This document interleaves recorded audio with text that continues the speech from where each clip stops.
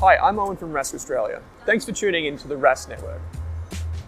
Before we get into today's show, there are a few things we have to go over. Firstly, what you're about to hear and see is limited to general information only. It's not personal financial advice like you get from a financial planner.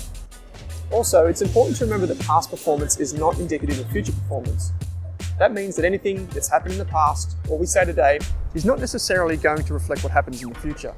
Lastly, please consider that any of the guests or myself featuring on this program may have a financial interest in some of the products or shares mentioned. That's enough from me. I hope you enjoyed today's program.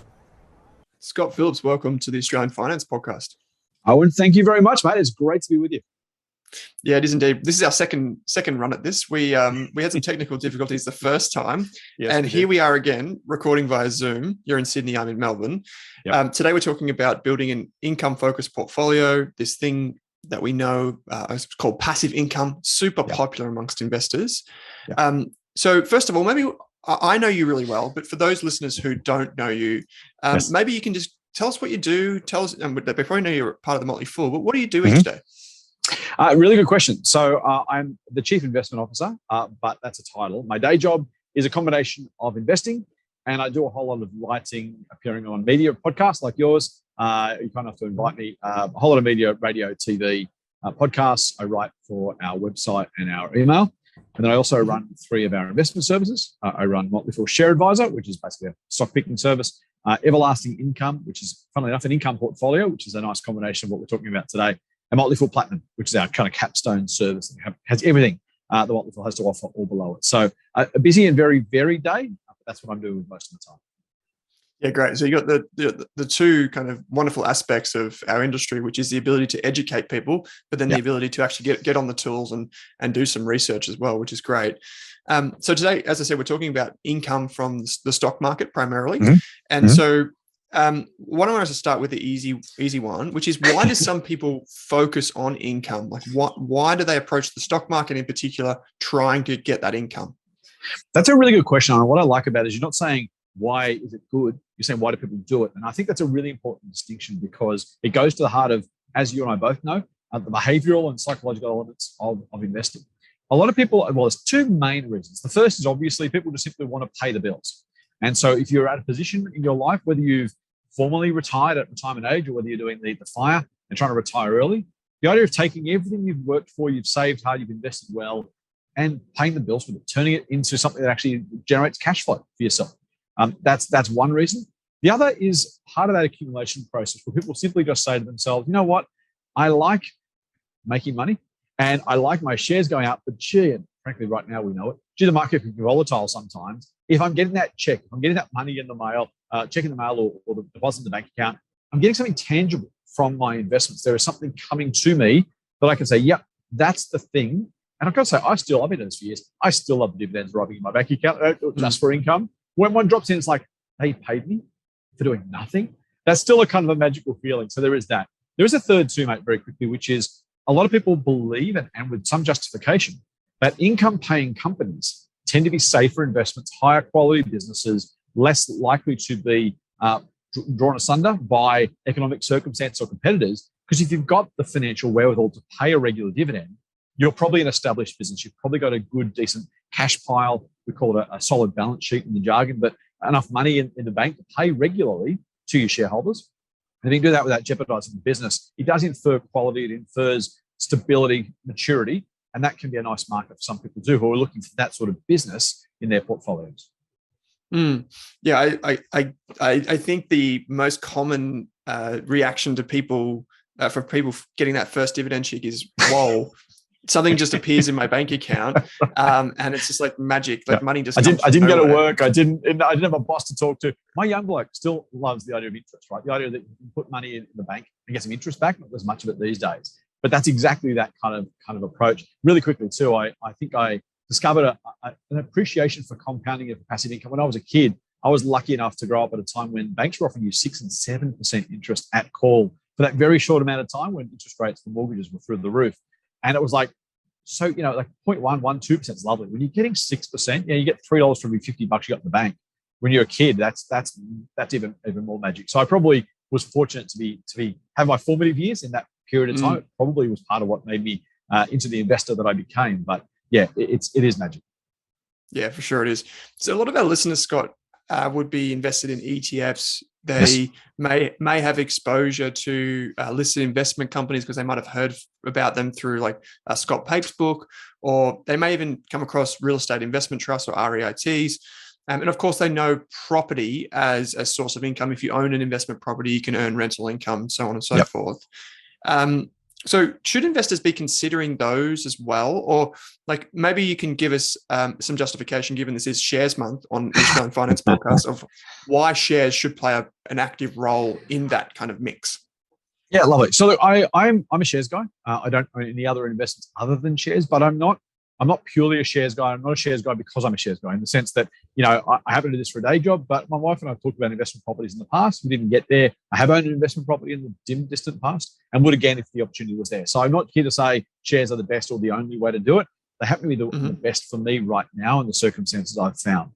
Why shares and why passive income? Firstly, I suppose the ability to diversify with shares is much better than almost any other asset class. You can put $1 million down on one Sydney home, or probably not dissimilar in Melbourne and Brisbane, and you have one asset, and it can be a great asset or it can be a lemon.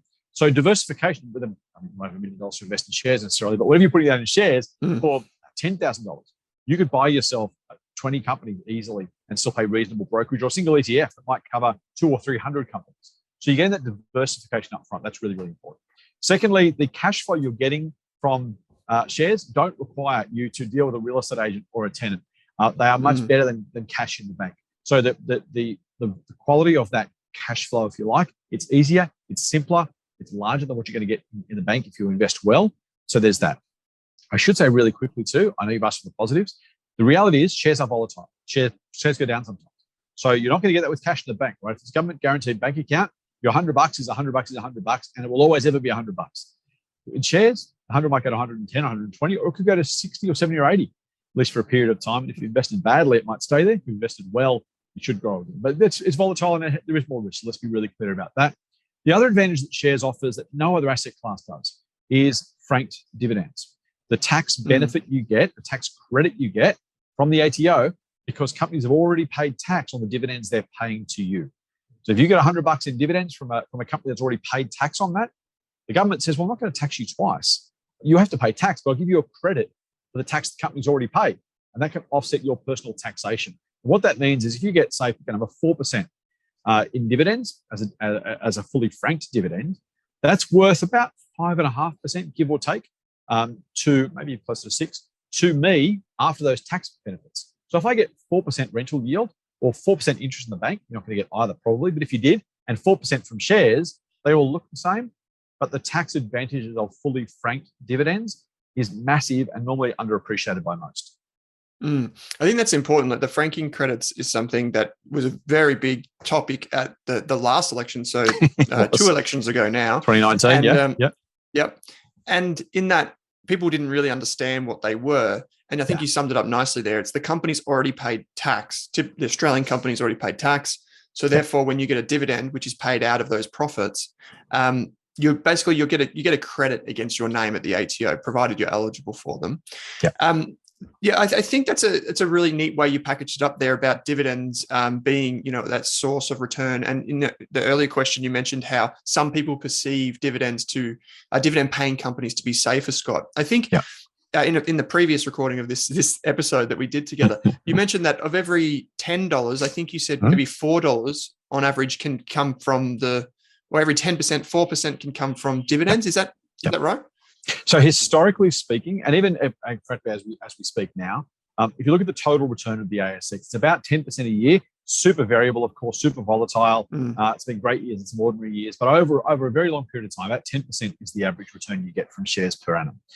Of that 10%, about 4% tends to come from dividends. I think the average ASX 200 yields a little bit more than that, but close enough to call it that. So as you say, every $10 worth of return that shares gives you, just under half or 4 of those $10, 4% of that 10% comes from dividends. The other part comes from capital growth. And not every company, right? Some don't pay dividends, some pay higher dividends and have lower capital growth. Banks are a great example. NAB has actually gone backwards share price wise over the last 5 years, even dividends. So you've got to be careful about how you weigh those two together. But as a total market, about 4% comes from dividends historically, and about 6% from capital growth. You actually raised a really good point there, Scott. Like, some people think that you've got to rob Peter to pay Paul in order to get your dividends, meaning that you've got to make a trade-off between growth and dividends. You can't have both effectively. So how do you find that balance between finding companies that are growing and finding companies that pay an income? Like, do you blend them together? Do you there's some sort of rules, or even just some examples maybe that might help illustrate how you go about making that distinction? Yeah, nice. And I've got to say, mate, to some degree, there is a trade-off, or can be a trade-off between those two. So it's really important, if you're looking for income-producing companies in your portfolio, you understand what you're looking for. Telstra is probably the best example. It's paid out an absolute heap of dividends over the years, and fully franked dividends at that. The share price has hardly budged over 5-6 years. I haven't got the numbers, I haven't got in front of me, but there are some circumstances where if you're not necessarily trading them off deliberately, you're not saying, well, the company will grow less because it's paying a dividend. But you find that a business that is a stable, solid, really big business maybe doesn't have a lot of growth opportunity because it's already Telstra, right? It owns most of the market. So what does it do with the excess cash? I guess it'll pay it to shareholders because it doesn't have those growth opportunities. Other businesses will grow and grow and grow. Warren Buffett's company, Berkshire Hathaway in the US, great example. Hasn't paid a dividend since 1965, has done a spectacular job of reinvesting those profits and creating lots of value for shareholders. So there can be a trade-off from time to time, or at least companies that exhibit different attributes. But a business like, say, Domino's, for example, it's grown really nicely from a $3 or $4 share price to what's 140 at one point, now they're about 60 or 65. But even that from 3 to 60, call it a 20-fold return. It's grown really nicely at a sales line, at a profit line. The share price has grown, and funnily enough, because profits have grown so quickly, which has driven the share price growth, from those profits you can pay higher and higher dividends. And the dividend now is probably something like, I don't know the numbers, but it'd be a third or a half of that old $3 share price. Now, the share price has improved a lot, of course, but there are circumstances, if you can find growing businesses that grow not only sales but profits, you should expect that if they don't have a use for those profits to be reinvested for more growth, they can pay them out to you. And Domino's is a really great example. I own shares, by the way, for full disclosure. I unfortunately didn't own them that long ago, and I haven't held them all the way through. But that sort of story is, if you can find those businesses that are profitable, that are growing relatively quickly, don't have a lot of need for capital reinvestment, which is horrible jargon for they don't need to keep all their profits and then use it to grow the business. They can afford to say, hey, we'll keep some of that for growth. The rest of it, you can have shareholders. And that's when you get a really nice combination of both. So there's not necessarily a trade-off between the two. What I will say quickly is Domino's dividend yield, which we'll talk about in a minute, as a percentage, has always been low. So you weren't getting 4% to start with. You're probably not even getting 4% now, I don't think. But over that period of time, the growth in the dividend has been, A, you've had a dividend, B, it's grown. You've also had seen the share price grow at the same time. So sometimes it's worth trading off a higher starting yield, or the yield you're going to get if you buy the shares. If you bought Telstra and Domino's at the same time, Telstra would have paid a fortune as a dividend relative to Domino's dividend at that point. Over the then, 7, 8, 10 years, 12 years, as the Domino's share price has grown, you've got better returns there. The dividend's grown much, much faster than the Telstra dividend has grown. In fact, the Telstra dividend has shrunk over that period of time.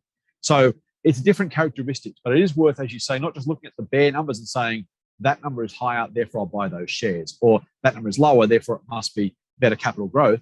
Look at the business, understand the business model and the cash flow, and that's when you can work out what you're looking for and what you might get from a given company. Yeah, you make two good examples there. You've effectively, when you're starting out, you're looking at Telstra and you're looking at Domino's, you're saying, oh, Telstra's got a bigger dividend yield, therefore that's the better income stock. Right, but if you think, oh, hey, I'm investing for 10 years and Domino's got far better growth prospects, it could increase its dividend, whereas Telstra could decrease its dividend. Spot on. You mentioned there Berkshire Hathaway, which is a company that I know you've followed for many, many years for obvious reasons. And you say it doesn't pay a dividend. Like Warren Buffett hasn't paid a dividend out of Berkshire. Would it be wrong then for some investors to think, oh, well, maybe instead of going for a dividend, what I can do is just sell some of the capital? Like that's a strategy, right, that some people pursue. Is that the same? Are we comparing apples to apples there? Yeah, pretty much. I should disclose I own shares in Berkshire Hathaway too. I'll try and do it as I go, but apologies for not doing that up front. That's absolutely a way you can do it. There is no, in fact, like for like. If you'd have not bought Telstra and bought what's grown really quickly, Afterpay's probably a great example, right? Before it got merged in a block. If you'd have bought both those at the same time, and you'd have sold 10% of your Afterpay shares every year, or 10% of the value every year, as it grew, you could have got more income from Afterpay and had better capital gains at the end of it than having just the dividends from Telstra, the boring, lazy old dividends. You could have sold the shares instead and had some money. Now, I should say, selling shares doesn't come with franking credits, and you got to pay capital gains tax on that. Yeah. So it's not just like for like, right? You got to be really careful about I've said before, I'm not the tax minimization business. I'm in the maximizing after-tax returns business, right? So I hope I pay a truckload of tax at some point, because it means I made a triple truckload of money. The more tax you pay, the more money you must have made, right? Which is a great thing to have. So don't try and minimize your tax, but think about $1 and $1 you get from, as I said, from cash in the bank versus a dividend. Okay, well, dividend has franking credits, so the dollars aren't the same thing. The same as you say $1 of proceeds from the sale of an Afterpay versus $1 of dividends from Telstra. Again, same dollar, but one's going to carry tax credit, the other brings with it a tax obligation. So just be thoughtful about the after-tax circumstance you're looking at. But yes, to your point, in fact, Warren Buffett's done the numbers himself, that he has done the shareholders much better service by saying, if you had wanted a 4% yield from Berkshire, if you just sold 4% of your shares every year and let Buffett reinvest the other 96% for more gains, you would have been much, much better off than if Berkshire had paid that as a dividend. I won't do the maths right now, but suffice to say, Buffett's pretty good at maths. And so he's got that right. So there are more than one way to skin a cat when it comes to passive income from shares. In Australia, though, it's a high hurdle to beat fully franked dividends from any other asset class because of that tax benefit. And again, because if you do sell shares you make money on to harvest some income, you've actually got to pay tax on those shares. So you're actually starting behind the 8 ball. Franked dividend, you're starting in front of the 8 ball. I think it's, one is not necessarily better than the other, because again, with Afterpay, if you've 10x your money, it's not a bad problem to have to pay tax on that and have $1 squillion left over. So I'm not saying one is better than the other. Just be mindful of the different style of income and the obligations and advantages of each one. Can I just ask some very simple questions then, Scott? There are two things that you brought up there again. One was franking credits. So my first question is, how do you identify which companies have franking credits? Yep. So generally speaking, the best way is just go to your broker's website or the company's annual report, and they will tell you that the shares are fully franked or partly franked. I will say really clearly that past performance is no guarantee in finance in general. You and I know that. The legal eagles make us say that. We should, because it's the right thing to say. But also, companies can change those dividends whenever they want. So Telstra could tomorrow, it won't, but it could tomorrow say, we're having a dividend and it's not franked anymore. But, whoa, hang on, what? So, it's absolutely possible that can change moving forward. But generally speaking, the simplest way to do it, I mean, there's plenty of websites out there. Yours may include this information. I'm sure it probably does. Does Telstra pay franked dividends? In Google, it's probably going to give you a good result. But yeah, if you jump on the website, if you're looking at a company and you might search, for example, for a high yielding company, that's one way to start. The financial papers often still have share tables in them with an F or a P, F for fully franked and P for partly franked in one of the columns. Many different ways of doing it, but your broker's website's probably the easiest way to go there. I know I use Comsec, as it turns out. I'm not paid or supported by them, so there's no. I also use Perla. In either case, you can look at the company's details. Often, if there's a data sheet there, you'll see that it pays a partially, fully, or an unfranked dividend. Yep, great. And my second question was just another simple one, is like dividend reinvestment plans. Even though we want income from the stock market, some people take the dividends and then put them back in instead of taking it as cash, they get it as more shares. So it compounds their portfolio. How do people set one of those up? That's a really great question. So in Australia, you've got to do it via the company itself. In the US, you can do it with a broker. Some brokers do offer a similar sort of functionality here, but not many, because it's expensive to do with CHESS. Generally speaking, your company that you buy shares in will or won't offer a dividend reinvestment plan themselves. And when you buy your shares, they will normally send you a piece of paper electronically or in the mail to say you can elect to take part in the dividend reinvestment plan. You just simply fill out your details, say I want to put all of my shareholding in or half of my shareholding, or whatever it is, and nominate to the company that next time you pay a dividend, please send me shares instead of sending me cash. One catch to be mindful of: if you get shares instead of cash, the ATO treats those exactly the same, and you do still have to pay tax on that dividend, even if you receive shares rather than the cash amount. So if I get $100 worth of dividends, I'm paying tax at 30 cents the dollar. Get my numbers easy. I pay $30 worth of tax. If I get $100 worth of shares as part of my DRP, my dividend reinvestment plan, the tax office will still send me a $30 bill. So just be careful if you are doing. I think dividend reinvestment plans are wonderful. I highly recommend them for people who don't want to be super involved in investing their money, to say, look, you know what, I'll buy the right companies and let them reinvest my dividends for me. Can be great. Just make sure you got some cash flow on the side because you will still have to pay the tax bill.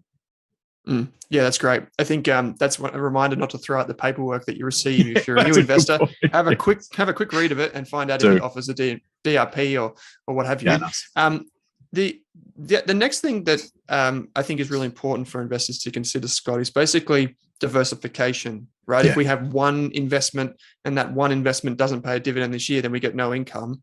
Yeah. I'm thinking how many companies or how many ETFs, like just generally speaking, what's required to be quote unquote diversified? Great question. So let's step outside just income for a second and talk about diversification in general. The academic studies tend to vary. The old days, not that long ago, used to be 15 to 25 companies they said was accurate or enough for diversification, adequate, I should say.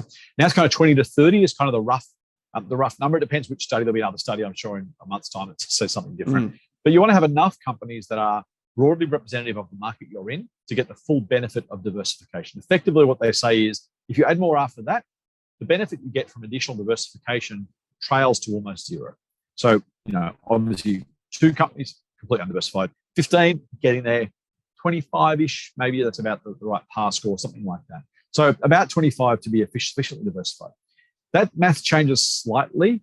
I won't go too far down the rabbit hole when we talk about ETFs, because the ETF by definition is diversified. It might be diversified across a number of different companies. Now I'm talking here specifically about those low-cost, broad-based index ETFs. That's a lot of jargon thrown together. I'm talking about the Vanguard ASX 300 ETF or a BetaShares ASX 200 ETF. I'm not talking about the hyper leveraged gold bear ETF that just has 15 gold miners. That's not diversified, right? That's a consolidated, concentrated portfolio on a particular thing. But if you buy a broad index ETF, keep your costs low, then you are getting 200 companies in one instrument. Now, if that's 15% of your portfolio, pick a number, that's a really, really diversified starting point. It's one position, 15% is a lot, and it absolutely is. But if you've effectively got a tiny percentage of all those 200 companies inside that 15%, then you're much more diversified than it would appear. In fact, you could have just one single ETF, an ASX 300 ETF, one unit, one investment. Normally, you would say to me, I've only got one stock, Scott. Am I diversified? It's like, of course you're not. One stock, that's crazy. But if you said, well, my one investment, one stock, if you like, is that ASX 300 ETF, I'm like, you're completely diversified. There is no need from a diversification perspective to go any further than that if you don't want to. So individual companies, 20 to 25 probably for most people. If you add ETFs in there, the bigger that proportion of your ETFs are, the less individual companies you need to add to make sure you're diversified appropriately. Yeah, I think that's a great way to summarize juggling those two things. If you're using ETFs, you don't have to have heaps and heaps. You don't need to have 20 to 25 ETFs, whereas you might do that with a share portfolio. And you can mix both together, right? So there's one kind of one more really important question that I think, because you're an investing expert, you look at companies every day, that it'd be remiss of me not to ask is, say you're running the everlasting income portfolio for Motley Fool. Yep. How do you go about identifying companies that will make for good income plays? Like, how do you find those companies? What are you looking for in particular? Yeah, that's a really good question, because what we don't do specifically is look just at the highest dividend yields. There's so many examples of companies that paid a really high trailing yield or looking backwards. So trailing yield, we say, what was the last lot of dividends divided by the current price? And you say, that's fine. But if the next lot of dividends are different, that's the risk of using the trailing yield. And so many times, Forge Engineering is a name that some of your old listeners might remember. It was paying up an 8% dividend yield. And look like, hey, 8%, how high can that be? The business went absolutely stone marvelous for 6 months later, because people were looking backwards and saying, gee, that yield looks good relative to today's share price. What today's share price was factoring in was this business may not be around in 6 months. And so that's really important to look forwards. Use the trailing dividend yield to give you some sense of what you might be able to earn, but always look forwards and say, firstly, is that yield sustainable? Can they keep paying that dividend? So what am I looking for? I'm looking for, firstly, a diversified portfolio, which we talked about. I'm not going to pick just that we have 19 companies in the cash position in the service for what it's worth. Those 19 companies aren't the highest yielding 19 companies. They're not even necessarily the companies that I think are going to be the highest yielding next year, because I want diversification. Having all 4 banks is not diversification. I've got 4 of them. I'm diversified. No, you're not. You're totally exposed to the bank. And many Australian investors have 50, 60, 70% of their portfolio in the big 4 banks and tell themselves they're diversified. So We want to be diversified across industry, across company, preferably across geography if we can get it.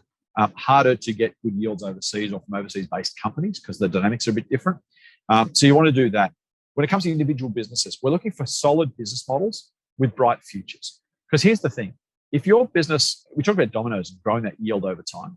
Most of our members want income now because they are often retired or about to retire and want to know they can pay the bills. But they want that to grow over time. They want to keep up with inflation. No, inflation is a big deal. So it's not growing. You're going backwards every year. So you want a growing yield. You also want businesses themselves that are growing because generally speaking in capitalism, if you're not growing, you're dying. It's a bit trite to say, but it's also not miles off because the population is growing. Competitors are out there trying to take your lunch. The longer you sit still, the bigger the chance you're going to get overtaken or wrecked by someone else. So you want growing businesses. That's a sign of health.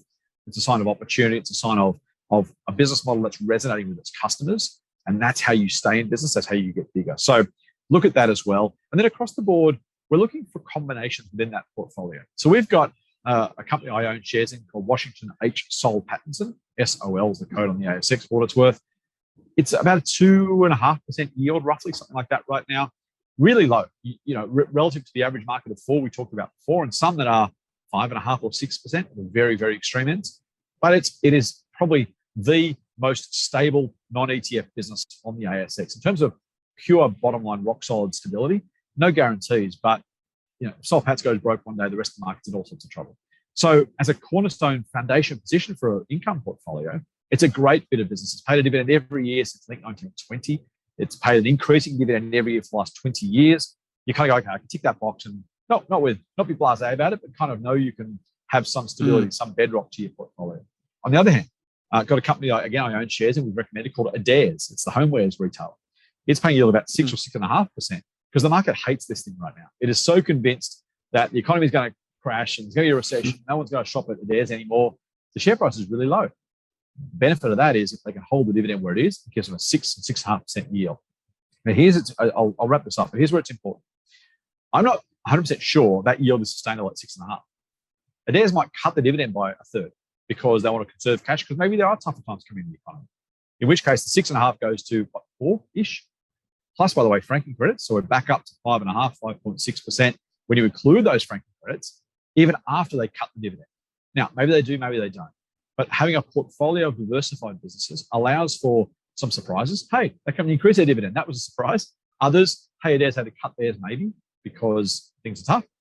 Overall, that's what diversification is about. And it's also why if you start with a higher yield, don't bank that whole yield. Know that it might, if it doesn't come back, then hey, we're in clover. If it does come back a bit, hey, we're talking a lot of money. That's still a good investment. And by the way, if you buy a cheap, air quotes, cheap stock that's lowly priced right now because the market hates it, if you're right and the market's wrong, there's also the chance of some capital growth on top of that. And Adairs is a good example of one we think is hopefully going to fit in that mold. But again, no guarantees, not a recommendation. I own it. I have recommended it to our members, but for your listeners and viewers to consider how it might apply for them.